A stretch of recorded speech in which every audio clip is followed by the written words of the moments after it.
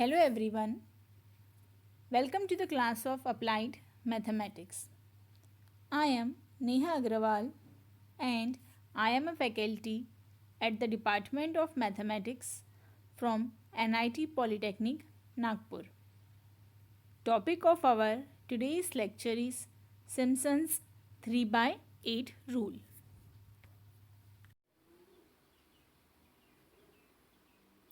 So, let's see the vision and mission of the college. Excellence in technical education to empower youth. अब mission देखते हैं हम. Impart quality technical education to prepare students with excellent technical skills.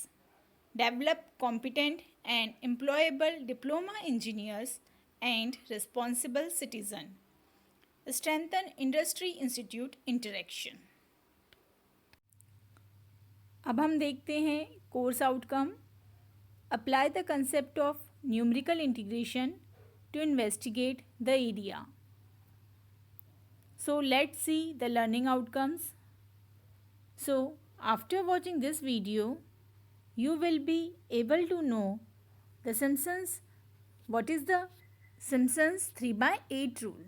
तो आज का ये video देखने के बाद आप सभी को Simpsons 3/8 रूल क्या होता है ये अच्छे से समझ में आ जाएगा और उसका यूज़ करते हुए एग्ज़ाम्पल्स किस तरह से सॉल्व करना है ये भी आप अच्छे से समझ जाएंगे. Simpsons 3/8 रूल, ये हमारा न्यूमेरिकल इंटीग्रेशन का लास्ट टॉपिक है. ठीक है, इसमें हमने 3 अलग अलग रूल देखे. फर्स्ट हमने देखा ट्रेपेजॉइडल रूल, सेकेंड हमने देखा सिम्पसन्स 1/3 रूल और थर्ड हम देख रहे हैं सिम्पसन्स 3/8 रूल. तो इन तीनों रूल को अप्लाई करते समय सिर्फ क्या करना है, इन तीनों रूल का जो फॉर्मूला है वो अलग अलग है. कोई भी फॉर्मूला हम कोई भी एग्जाम्पल में अप्लाई कर सकते हैं.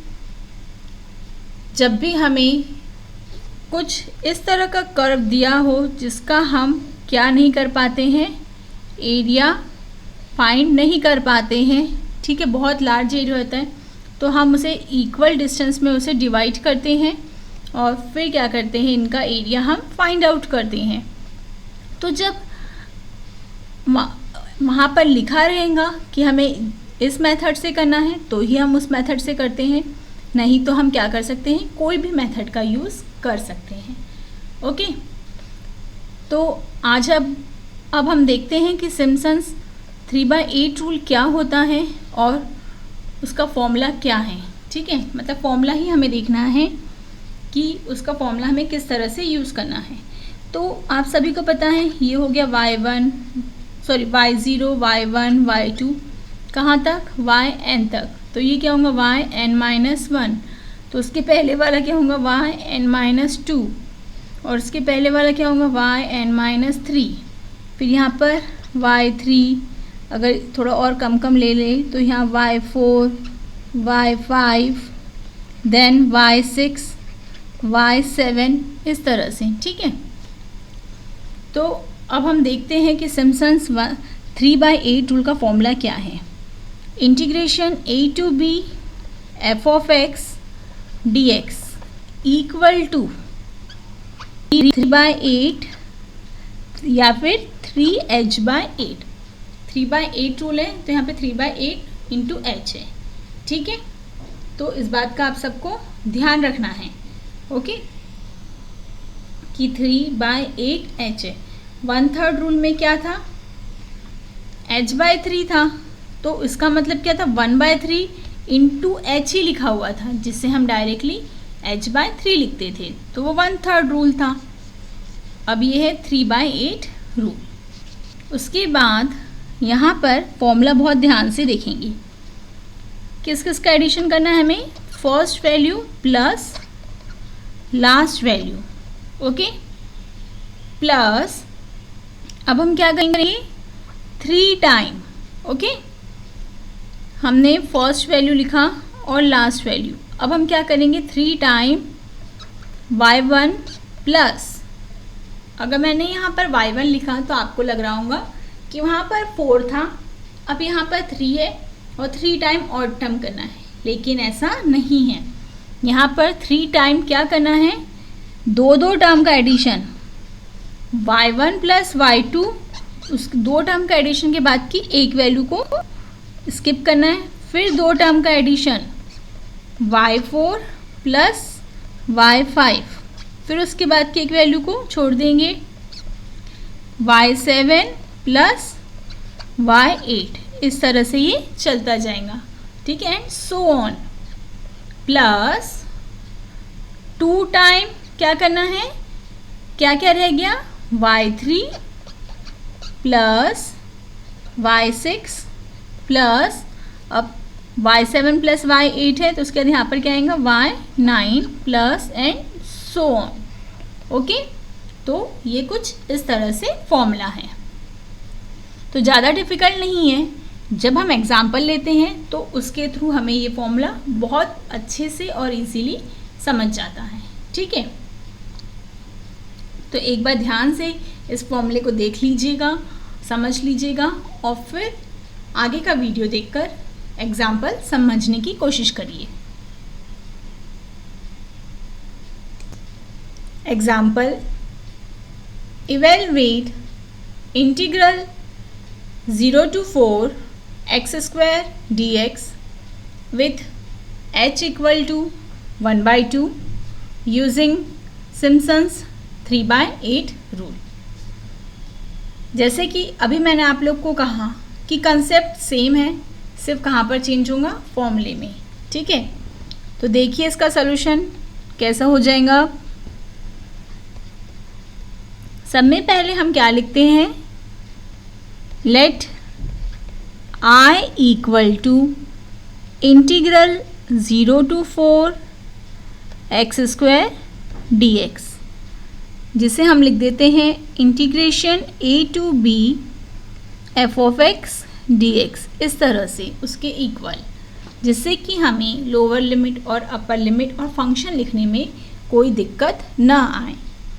तो हमारा जो फंक्शन है उसे हम y से डिनोट करते हैं, तो y इक्वल टू जो हमारा फंक्शन है वो यहाँ पर दिया हुआ है x का स्क्वायर। ओके, a जो लोअर लिमिट है वो दी हुई है 0, b अपर लिमिट है हमारे पास 4, ओके, n की वैल्यू नहीं दी हुई है लेकिन h की वैल्यू डायरेक्टली गिवन है, h इक्वल टू दिया हुआ है 1/2, जिसे हम चाहें तो डेसिमल में लिख सकते हैं 0.5। ओके, इसके बाद अब हम क्या ड्रॉ करते हैं, हम टेबल ड्रॉ करते हैं, ठीक है। The table of values of y corresponding to the values of x is as follows. देखिए किस तरह से हो सकता है।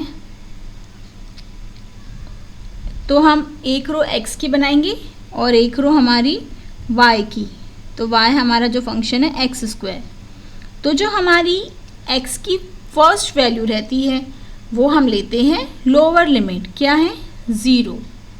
उसके बाद सेकेंड वैल्यू हम किस तरह से लेंगे, 0 में हम h को ऐड करेंगे, h की वैल्यू को, तो h की वैल्यू हमारे पास है 0.5, तो 0 प्लस 0.5 0.5 एंड फिर से अब नेक्स्ट वैल्यू मिल गई। अब ये जो वैल्यू मिलती है इसमें h की वैल्यू ऐड करते जाइए, 0.5 प्लस 0.5 तो ये हो जाएगा 1। अब हमें 1 मिल चुका है लेकिन हमारा अपर लिमिट है 4, तो हमें x की वैल्यू कहाँ तक निकालना पड़ेगा, 4 तक। अब हम क्या करेंगे, 1 में h की वैल्यू ऐड करेंगे, तो 1 प्लस 0.5 इक्वल टू 1.5। अब इस 1.5 में हम 0.5 ऐड करेंगे तो हमें मिल जाएगा 2। अब हम 2 में 0.5 ऐड कर देंगे तो हमें मिल जाएगा 2.5। 2.5 में फिर से 0.5 ऐड करिए तो मिलता है 3। 3 में 0.5 ऐड करने पर मिलेगा 3.5 और 3.5 में 0.5 प्लस करने पर मिलेगा 4, जो कि हमारी क्या है, अपर लिमिट। ठीक है, तो इस तरह से हमें x की वैल्यूज़ मिल चुकी है। अब हम क्या करेंगे, y की वैल्यू फाइंड करते हैं। ठीक है, तो y की वैल्यू फाइंड करने के लिए हमें क्या करना है, हमने जो x की वैल्यू फाइंड किया है उस x की वैल्यू को हमें जो फंक्शन है y इक्वल टू उसमें रखते जाना है। जैसे कि यहाँ पर y इक्वल टू है एक्स स्क्वायर, तो सब में पहले हम रखेंगे 0 स्क्वायर इक्वल टू क्या हो जाएगा वो 0।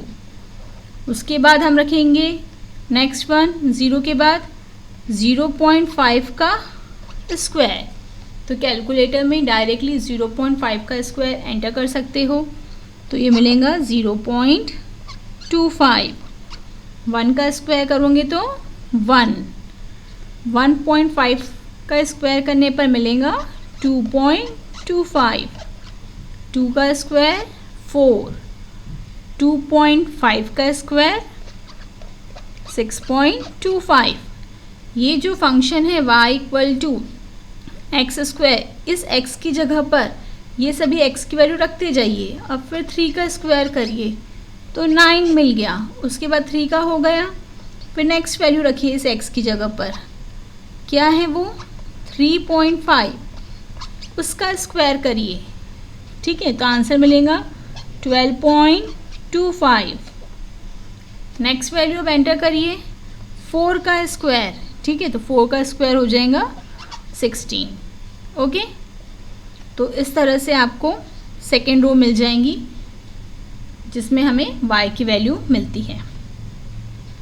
उसके बाद में क्या करना, हमेशा यहाँ पर लिख लेंगे क्या, y0, y1, y2, y3, y4, y5, y6, y7 and y8।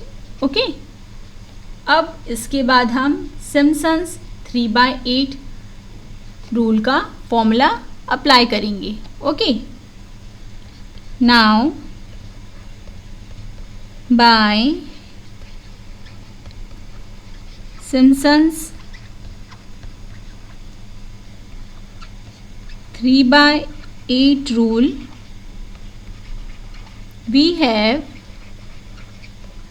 क्या फॉर्मूला है, integration of a to b f of x dx equal to 3h/8 bracket, फिर सिंपल ब्रैकेट में first value y0 plus last value yn plus 3 time दो value, तो y1 plus y2, फिर y3 को छोड़ दिया, फिर y4 प्लस y5, इस तरह से सो ऑन, प्लस 2 टाइम, यहाँ पर y1 प्लस y2 लिखा था, क्या नहीं लिखा था, y3 plus y4 plus y5 किया, फिर क्या आ जाएगा y6। Okay, plus so on, square bracket complete. अब हमारे दिए हुए एग्जाम्पल के लिए हम देखेंगे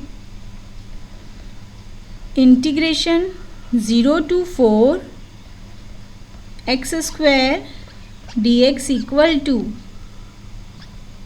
3h/8। कैसे लिखना है, first value plus last value, तो y0 plus y8 plus 3 time ये दोनों वैल्यू का एडिशन, इसे स्किप करिए, इन दोनों वैल्यू का एडिशन, इसे स्किप करिए, फिर इन दोनों का होगा क्या, नहीं, तो बस फिर क्या आएगा, ये तो लास्ट वैल्यू हम ऑलरेडी लिख चुके हैं y8, तो y7 प्लस y8 करूँगी क्या? नहीं। तो ये y7 कहाँ पर आएगा? यहीं पर आएगा, बस y7 का एडिशन। तो क्या क्या आ जाएगा यहाँ पर? y1 plus y2 plus y4 plus y5 plus y7। फिर से देख लीजिए एक बार, क्या करना है सबसे पहले? फर्स्ट वैल्यू और लास्ट वैल्यू का एडिशन लिखना है, प्लस 3 टाइम 2 वैल्यू का एडिशन करना, एक वैल्यू छोड़ना, फिर नेक्स्ट 2 वैल्यू का एडिशन लिखना, एक वैल्यू छोड़ना, फिर उसके बाद अगर एक ही वैल्यू बची रही तो एक ही वैल्यू वहाँ पर लिख देना है। ओके, प्लस 2 टाइम क्या क्या रह गया है? y3 और y6, तो यहाँ पर सिर्फ आएगा y3 प्लस y6। कोई भी वैल्यू कभी भी रिपीट नहीं होती है, तीनों में से एक भी फॉर्मूले में कभी भी कोई भी वैल्यू रिपीट नहीं हो रही है। इस बात का आप सभी को क्या करना है? ध्यान रखना है। ओके, अब इसके बाद अब हम क्या करते हैं? इन सभी वैल्यूज़ जो हमें मिल चुकी है वो यहाँ पर हम पुट कर देंगे। ओके, तो यहाँ से इस टेबल में से हम सभी वैल्यूज़ देख लेते हैं और हमारे फॉर्मूले में एंटर करते हैं। ओके,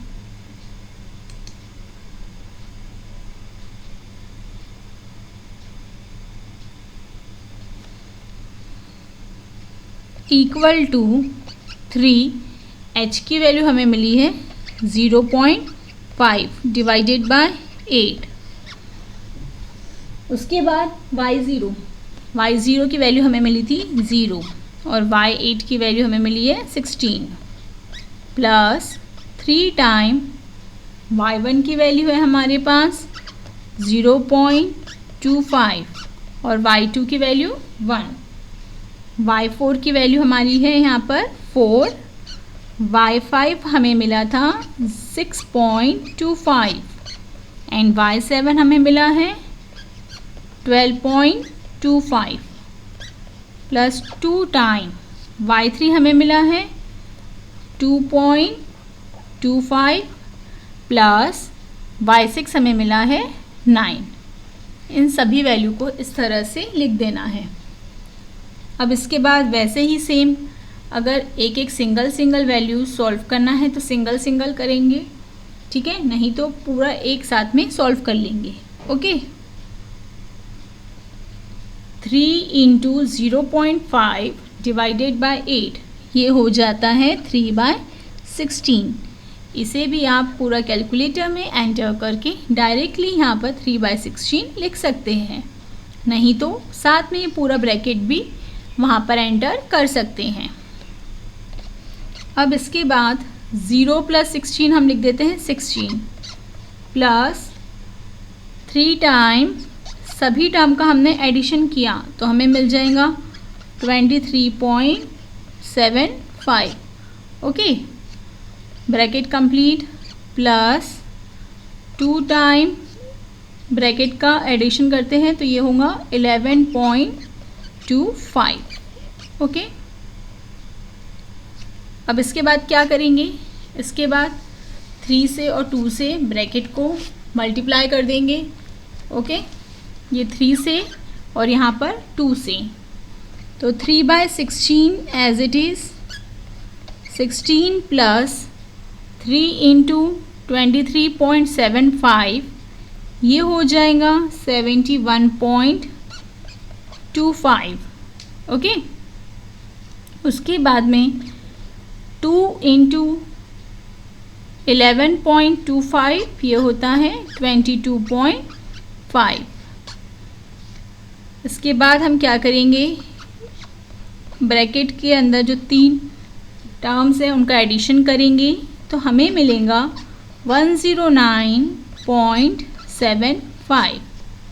इसके बाद हम 3/16 इंटू 109.75 करेंगे, ठीक है, पूरा टर्म एक साथ सॉल्व कर लेंगे तो हमें मिल जाएगा 20.58। ओके, तो हमें इस इंटीग्रल की वैल्यू क्या मिली है? 20.58 अप्रॉक्सीमेटली। ओके, ये सिर्फ आपकी समझने के लिए है। अगर चाहें तो क्या कर सकते हैं, जब हमने यहाँ पर वैल्यूज़ एंटर कर दी है उसके बाद में लिख दी है, तो कैलकुलेटर में पूरी वैल्यू डालकर डायरेक्टली आंसर लिख लीजिए। ओके, तो देखा आपने, ये भी बिल्कुल ट्रेपेजॉइडल और सिम्पसन्स 1/3 रूल के समान ही एग्जाम्पल हैं, सिर्फ यहाँ पर फॉर्मूला क्या हो रहा है, चेंज हो रहा है। ओके, इन सभी फॉर्मूले में कहीं पर भी माइनस का साइन नहीं आता है, इस बात का भी आप सभी को ध्यान रखना है। ये बिल्कुल उसी तरह से 2 एग्जाम्पल हैं, इन्हें आप लोग अच्छे से ट्राई करिए जिससे कि आप लोग को फॉर्मूला भी लर्न हो जाए सिम्पसन्स 3/8 रूल का। तो हमारे आज के टॉपिक के लिए हमारा PO1 और PO7 जो है वो यहाँ पर सेटिस्फाइड होता है। PO1 है हमारा बेसिक डिसिप्लिन नॉलेज और PO7 है लाइफ लॉन्ग लर्निंग। ओके, तो ये 2 POs हमारे आज के टॉपिक के लिए यहाँ पर सेटिस्फाइड होते हैं। Our upcoming topic is examples based on Simpson's 3/8 rule. Thank you.